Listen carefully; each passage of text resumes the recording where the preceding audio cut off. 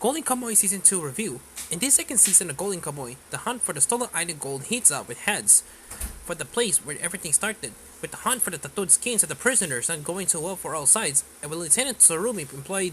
a crazed taxidermist to create fake ones, the only option left for both Sukimoto and Hichika Toshisu's factions seems to be Takuto Noperabu himself, to unlock the key to the Tato code. That means breaking into Abashiri prison, which is certainly easier said than done, as they have to deal with not just each of the other factions, but also the menacing head warden of the prison, Shiryosuke Inado, who wants to keep Noperabu locked away for himself at any cost. For the outset, it's clear that this season is trying to wrap up all the main questions for the first, and it really starts laying out everyone's motivations for finding the gold and what they want to use it for in greater detail, as well as focusing on Asirpa and her search for the guy who supposedly killed her father. For the later point, I think the show reveals its hand too early, as if you're paying attention, it makes it easier for me to twist forward to a clear episode 14, the second of the set, which does list the impact of the season's climax, but I get what it's trying to do in sowing the seeds of a Isi Isenshi Conundrum. The writing just insubtle enough to keep you adopting all the way to the end, despite a pretty funny fake out. On the other hand, it does do a better job at the traitor in the means part of the plot, with an amusing take of Leonardo da Vinci's iconic painting of the Last Supper, but I think that this is more so because anyone in Sukimoto's group could be a traitor at that top point, due to all the characters having conflicting goals. That said, this is a series that is definitely more about the journey than the destination, while the climatic battle at the end is still utterly fantastic with some huge stakes. It's seeing all of our characters overcoming different challenges and really grow over the course of the story, which is the true highlight. It can still plot along at time in its pacing, but with the goal now in sight, it feels like a proper fellowship with the ring style roam across the country. We also get to spend a lot of time with the side characters in this part of the story, which really builds your emotional connection with them, drawn to surprisingly big deep backstories. Tanigaki sticks out in particular as a very poignant tragedy, so when the prospect of a romantic entanglement comes in later in the series, you just want it to work out as this guy deserves some happiness in his life. Ogata also gets a good helping and development here, and also it is a bit more sobering than we get with Tanigaki. It does help lay the groundwork for his actions later in the series, but show he's a pretty twisted individual. Despite their dark turns, this is still the same show thematically as it was in the first season, with a very quick and sometimes dumb sense of humor. And the occasional homoerotic undertones, it really does knock it out of the park in its comedic execution and particular scenes such as where it sticks all the guys in the shack with aphrodisiac sea,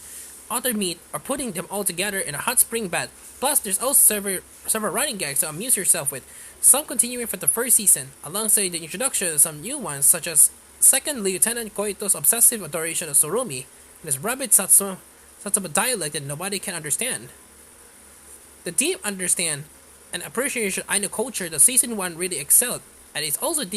still deeply ingrained in the show, and it continues to deepen the immersions with the overall setting, that focuses on the Ainu's harmonious give and take between people and nature, which is something we could all learn from in these days and age, as much as the show will probably like it to be all about food with its very gourmet appreciation of traditional hunting. I really appreciate its depiction of the Ainu's ideas and things like festivals, dreams, karmic destiny, and the afterlife, and I think it's a very approachable gateway to learning more if you're interested in them. Animation for the series continues to be provided by Geno Studio, and while it's first considered with the first season, those approve.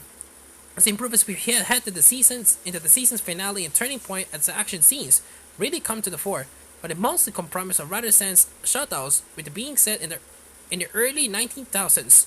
It does also have an advantage of being set in Japanese controlled territory, so a really cool looking sword fight also gets to shine later on. Plus, its greater seinen look with more muted colors gets across its overall themes, well, without affecting the wild wonderland depiction of Hokkaido is going for.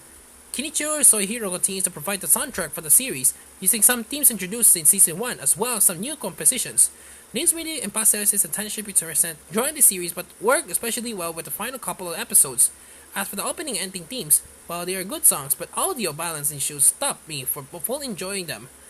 with the opening in particular being affected with some pretty bad distortion. That said, I'm definitely recommended checking them out on their own, as Raimi by Sayori X My First Story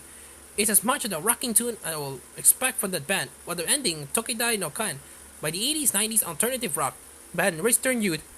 It's definitely something different, but has a charm that I think fits with both the animation and the rest of the soundtrack.